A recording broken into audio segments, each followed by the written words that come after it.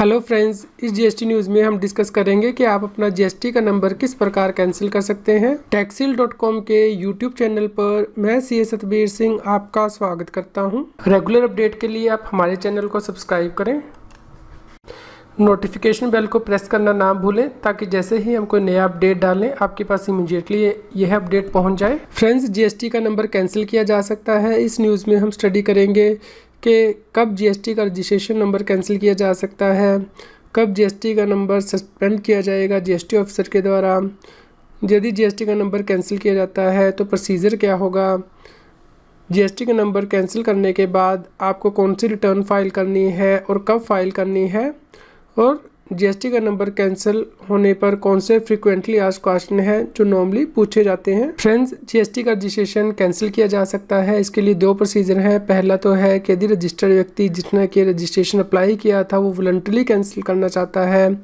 यानी कि अब उसे जीएसटी नंबर की आवश्यकता नहीं है, इसलिए वो अपना नंबर कैंसिल करना चाहता है।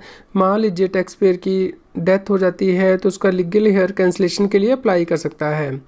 दूसरा केस है कि जीएसटी डिपार्टमेंट भी सुओ मोटो यानी कि अपने आप जीएसटी का नंबर कैंसिल कर सकता है टैक्स पेयर का, यदि रजिस्टर्ड व्यक्ति कोई डिफ़ॉल्ट करता है जीएसटी एक्ट के अंतर्गत है, जैसे कि वो अपने रजिस्टर्ड प्लेस ऑफ बिजनेस से बिजनेस नहीं करता है या फिर बिना गुड्स या सर्विस को सप्लाई किए हुए टैक्स इनवॉइस इशू करता है, तो उस केस में जीएसटी नंबर कैंसिल किया जा सकता है।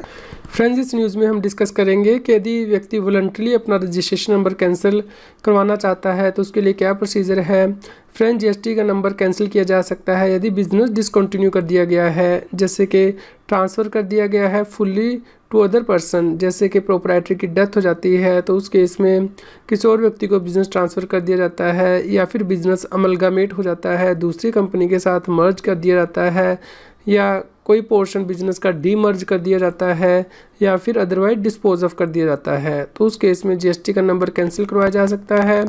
दूसरा केस है यदि बिजनेस का कॉन्स्टिट्यूशन चेंज हो गया है, जैसे कि प्रोप्राइटरशिप फर्म को कंपनी में कन्वर्ट किया गया है, तो उस केस में भी आप कैंसिल करा सकते हैं, या फिर अब टैक्सेबल व्यक्ति को जीएसटी एक्ट के अंतर्गत रजिस्ट्रेशन लेने की आवश्यकता नहीं है, तो उस केस में भी वो अपना नंबर कैंसिल कर सकता है।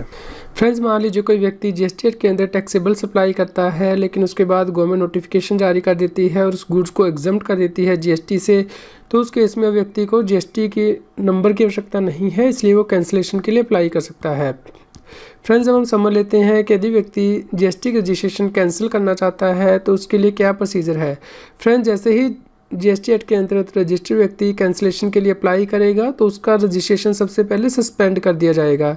ऐसा इसलिए किया जाएगा ताकि इस पीरियड में उसे कोई जीएसटी की रिटर्न फाइल ना करनी पड़े, यानी कि जब उसने एप्लीकेशन फाइल की है और जब उसका रजिस्ट्रेशन कैंसिल किया जाएगा उसके बीच का जो पीरियड है उसमें उसे कोई जीएसटी की रिटर्न ना फाइल करनी पड़े। इसके लिए सस्पेंशन की प्रोविज़न है जीएसटी एक्ट के अंतर्गत।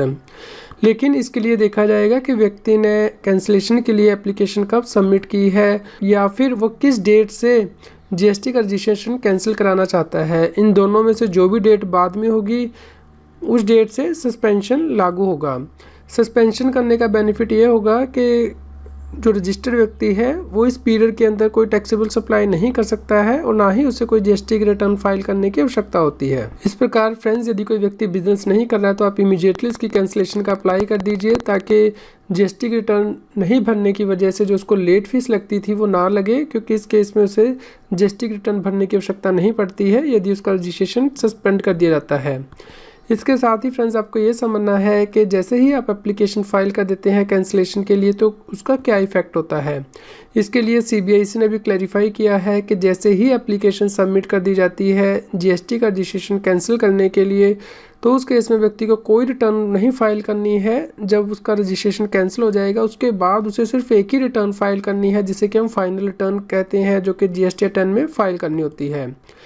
इसके अलावा फ्रेंड्स, यदि आप जीएसटी का रजिस्ट्रेशन कैंसिल करने के लिए एप्लीकेशन फाइल करेंगे तो जिस डेट से आप एप्लीकेशन फाइल करेंगे उस डेट से ही कैंसिलेशन इफेक्टिव की जा सकती है, उसे पहली डेट से इफेक्टिव नहीं की जा सकती। इसके अलावा फ्रेंड्स, आपको एक और महत्वपूर्ण बात याद रखनी है कि भले ही आपका टैक्स अमाउंट अभी पेंडिंग है, आपने पे नहीं किया है, तब भी आप जीएसटी रजिस्ट्रेशन को कैंसिल करने के लिए एप्लीकेशन फाइल कर सकते हैं, क्योंकि एप्लीकेशन को फाइल करने का मकसद ये है कि अब आपको आगे से जीएसटी की रिटर्न नहीं फाइल करनी है, लेकिन जो पुरानी लाइबिलिटी है वो आपको पे करनी ही है, जैसे कि taxes and other dues. Friends, GST का रजिस्ट्रेशन कैंसिल करने के लिए टैक्स पेयर को कौन सा प्रोसीजर फॉलो करना है?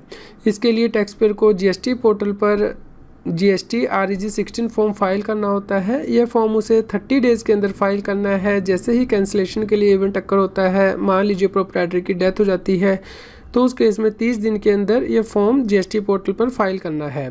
फ्रेंड्स, इस फॉर्म के अंदर आपको यह डिटेल भी दिखानी है कि कैंसिलेशन से एक दिन पहले आपके पास कितना स्टॉक पड़ा हुआ है इनपुट्स का, सेमी फिनिश गुड्स का, फिनिश गुड्स का और कैपिटल गुड्स का, और उसके ऊपर आपकी कितनी लाइबिलिटी बनती है, और रेलेवेंट डॉक्यूमेंट भी आपको अपलोड करने हैं।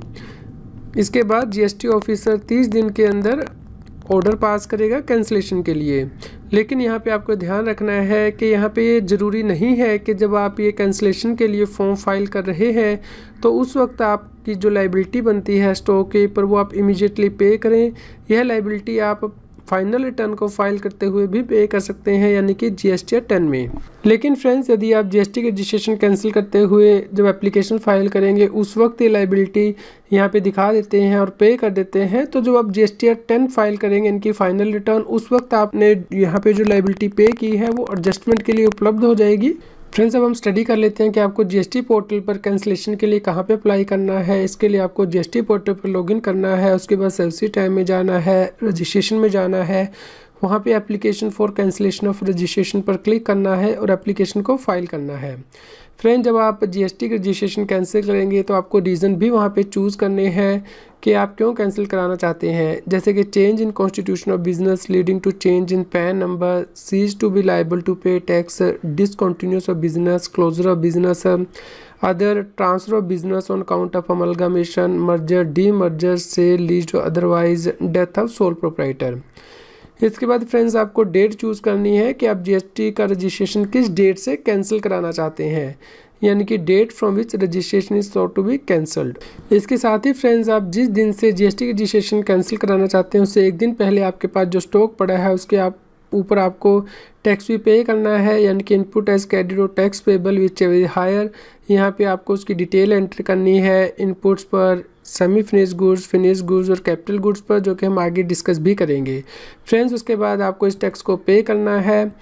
उसके लिए भी यहाँ पे फॉर्म में ही प्रोविज़न दी गई है कि आप इसे ऑफसेट करेंगे, अपने इलेक्ट्रॉनिक कैश लेजर से भी अमाउंट पे कर सकते हैं या इलेक्ट्रॉनिक क्रेडिट लेजर से। फ्रेंड्स, उसके बाद आप अपनी एप्लीकेशन को ट्रैक भी कर सकते हैं जीएसटी पोर्टल पर। इसके लिए आपको सर्विसेज टैब में जाना है, रजिस्ट्रेशन में जाना है, ट्रैक एप्लीकेशन स्टेटस पर क्लिक करना है, जिसके बाद कि आप सबमिशन पीरियड यहाँ पे एंटर करेंगे कि कब आपने एप्लीकेशन सबमिट की थी। सर्च बटन पे क्लिक करेंगे, जिसके बाद कि आप ये स्टेटस चेक कर सकते हैं आपकी जीएसटी की रजिस्ट्रेशन क्या अप्रूव कर दी गई है जीएसटी ऑफिसर के द्वारा या भी पेंडिंग है। फ्रेंड्स, आपको यहाँ पे ध्यान रखना है कि कौन से ऐसे व्यक्ति हैं जो जीएसटी के रजिस्ट्रेशन को कैंसिल कराने के लिए अप्लाई नहीं कर सकते हैं। वो व्यक्ति हैं यदि किसी व्यक्ति ने टीडीएस डायरेक्टर, टीडीएस कलेक्टर के तौर पर रजिस्ट्रेशन ली है, या फिर जिसे कि यूआईएन नंबर अलॉट किया गया है, यानी कि यूनिक आइडेंटिफिकेशन नंबर। इसके अलावा फ्रेंड्स, अब हम डिस्कस करते हैं कि इफेक्टिव डेट क्या होगी यदि व्यक्ति जीएसटी के रजिस्ट्रेशन को कैंसिल करने के लिए अप्लाई करता है। फ्रेंड्स, इस केस में इफेक्टिव डेट वो होगी जो कि जीएसटी ऑफिसर के द्वारा डिटरमिन की जाएगी और कैंसिलेशन ऑर्डर में मेंशन की जाएगी। इस केस में जीएसटी ऑफिसर टैक्सेबल व्यक्ति को डायरेक्शन देगा कि उस डेट तक उसे सभी टैक्स, इंटरेस्ट और पेनल्टी पे करनी है। फ्रेंड्स, अब हम डिस्कस कर लेते हैं कि यदि व्यक्ति जीएसटी के रजिस्ट्रेशन को कैंसिल करता है तो उसे कितना अमाउंट गवर्नमेंट को पे करना है। फ्रेंड्स, इस केस में व्यक्ति अमाउंट अपने इलेक्ट्रॉनिक कैश लेजर से पे कर सकता है या क्रेडिट लेजर से पे कर सकता है। उसने जिस दिन रजिस्ट्रेशन कैंसिल किया उससे एक दिन पहले उसके पास जो स्टॉक पड़ा हुआ है इनपुट्स का, कैपिटल गुड्स का, semi finish goods, finish goods, उसके इक्विवेलेंट अमाउंट उनके ऊपर जो इनपुट टैक्स क्रेडिट है या फिर जो आउटपुट टैक्स पेबल है उन गुड्स पे, इन दोनों में से जो भी अमाउंट हाई हो वो पे करना है। अब हम इस प्रोविज़न को सेपरेटली डिस्कस कर लेते हैं कि इनपुट पर कैसे टैक्स निकालना है और कैपिटल गुड्स पर कैसे टैक्स निकालना है। फ्रेंड्स, यदि व्यक्ति का जीएसटी रजिस्ट्रेशन नंबर कैंसिल किया जाता है तो उसे इनपुट्स के ऊपर टैक्स पे करना है। यह अमाउंट वो इलेक्ट्रॉनिक कैश लेजर से पे कर सकता है या क्रेडिट लेजर से। इस केस में देखा जाएगा कि उसके पास जो स्टॉक पड़ा हुआ है इनपुट्स, सेमी फिनिश गुड्स का, उसके ऊपर उसने कितना इनपुट टैक्स क्रेडिट क्लेम किया है। इसके लिए कोरस्पॉन्डिंग इनवॉइसेस चेक की जाएंगी और वह अमाउंट निकाला जाएगा, या फिर जो आउटपुट टैक्स पेबल है इन दोनों में से जो भी हाई हो वो उसे पे करना है। यहाँ पे आपको ध्यान रखना है, यदि कोरस्पॉन्डिंग इनवाइसेस अवेलेबल नहीं है उस स्टॉक के लिए तो उस केस में इनपुट टैक्स क्रेडिट को रिवर्स करना होगा। जो प्रिवेलिंग मार्केट प्राइस है इन गुड्स का on the date of occurrence of event वो देखा जाएगा, और इस केस में सर्टिफिकेट लेना होगा प्रैक्टिसिंग चार्टर अकाउंटेंट से या फिर कॉस्ट अकाउंटेंट से। फ्रेंड्स, हम डिस्कस कर लेते हैं कि कैपिटल गुड्स पर कैसे टैक्स पे करना है यदि जीएसटी का रजिस्ट्रेशन कैंसिल किया जाता है। फ्रेंड्स, इस केस में भी अमाउंट आप इलेक्ट्रॉनिक कैश लेजर या क्रेडिट लेजर से पे कर सकते हैं। इस केस में कैपिटल गुड्स की यूजफुल लाइफ 5 ईयर ली जाएगी और प्रो राटा बेसिस पर इनपुट टैक्स क्रेडिट रिवर्स किया जाएगा। मान लीजिए आपने 5 साल के लिए कोई कैपिटल गुड्स खरीदी थी, अभी 4 साल ही हुए हैं उसे यूज़ किए हुए, तो अभी 1 साल पेंडिंग है, तो 1 साल के लिए आपको इनपुट टैक्स क्रेडिट रिवर्स करना होगा, या फिर उन कैपिटल गुड्स के ऊपर जो ट्रांजैक्शन वैल्यू के अकॉर्डिंग आपको टैक्स पे करना है, इन दोनों में से जो भी फिगर हाई होगी उसके इक्विवेलेंट अमाउंट आपको पे करना है। फ्रेंड्स, यहाँ पे कॉमनली क्वेश्चन पूछा जाता है कि मेरा जीएसटी का नंबर कैंसिल कर दिया गया है, क्या मैं पुराने पीरियड के लिए जीएसटी की रिटर्न फाइल कर सकता हूँ जब मेरा जीएसटी नंबर एक्टिव था। आंसर है यस। आपका जीएसटी नंबर कैंसिल हो जाने के बाद भी आप पुराने टैक्स पीरियड के लिए रिटर्न फाइल कर सकते हैं उस डेट तक जब तक कि आपका जीएसटी का रजिस्ट्रेशन नंबर कैंसिल किया गया है, यानी कि इफेक्टिव डेट ऑफ कैंसिलेशन तक। फ्रेंड्स, जैसे ही आप जीएसटी का रजिस्ट्रेशन नंबर कैंसिल कर देंगे तो उसके बाद आपको एक रिटर्न फाइल करनी है जिसे कि हम फाइनल रिटर्न बोलते हैं, या जीएसटी 10 में फाइल करनी है जीएसटी पोर्टल पर। ये आपको 3 महीने के अंदर फाइल करनी है। जैसे ही आपका जीएसटी नंबर कैंसिल किया जाता है या फिर ऑर्डर ऑफ कैंसिलेशन पास किया जाता है, इन दोनों में से जो भी डेट बाद में हो। यदि ये रिटर्न आप लेट फाइल करेंगे तो उस केस में आपको लेट फीस भी पे करनी होगी।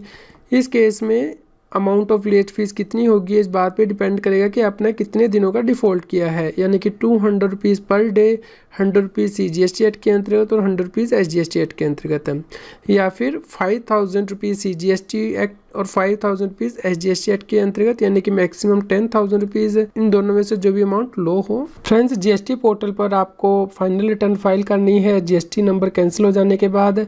यहाँ पे आपको सब्सिडी टाइम में जाना है, रिटर्न्स में जाना है, उसके बाद फाइनल रिटर्न पे क्लिक करना है और जीएसटी 10 को फाइल करना है जीएसटी पोर्टल पर। जैसे ही आप जीएसटी 10 फाइल करेंगे, यानी कि जीएसटी की फाइनल रिटर्न, तो उसमें क्या आप वो एडजस्टमेंट कर सकते हैं जो आपने टैक्स पे किया था जीएसटी RAG 16 को फाइल करते हुए, यानी कि जब आपने एप्लीकेशन फाइल की थी कैंसिलेशन के लिए उस वक्त आपने स्टॉक के ऊपर जो जीएसटी पे किया है।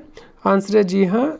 जब आपने जीएसटी रजिस्ट्रेशन एप्लीकेशन को कैंसिल करने के लिए फॉर्म फाइल किया था उस वक्त आपने जो अमाउंट पे किया था वो आपको एडजस्टमेंट के लिए उपलब्ध हो जाएगा जीएसटी 10 में। फ्रेंड्स, अब हम स्टडी कर लेते हैं कि कैंसिलेशन के इफेक्ट क्या होंगे। फ्रेंड्स, यदि कोई व्यक्ति जीएसटी के रजिस्ट्रेशन को कैंसिल कर देता है तो उसकी जो पुराने पीरियड की टैक्स लायबिलिटी है वो उसे पे करनी ही होती है, उस पर कोई फ़र्क नहीं पड़ता है, भले ही वो जीएसटी का नंबर कैंसिल करने से पहले डिटरमिन की गई हो या उसके बाद में डिटरमिन की जाए गवर्नमेंट के द्वारा।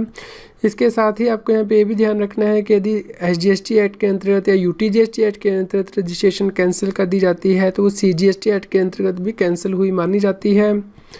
इसके अलावा फ्रेंड्स, जैसे ही जीएसटी रजिस्ट्रेशन कैंसिल की जाती है तो टैक्स पेयर को SMS और ईमेल के द्वारा इन्फॉर्म किया जाता है। इसके अलावा कैंसिलेशन ऑर्डर भी प्राइमरी ऑथराइज सिग्नेटरी को भेजा जाता है SMS के द्वारा और ईमेल के द्वारा।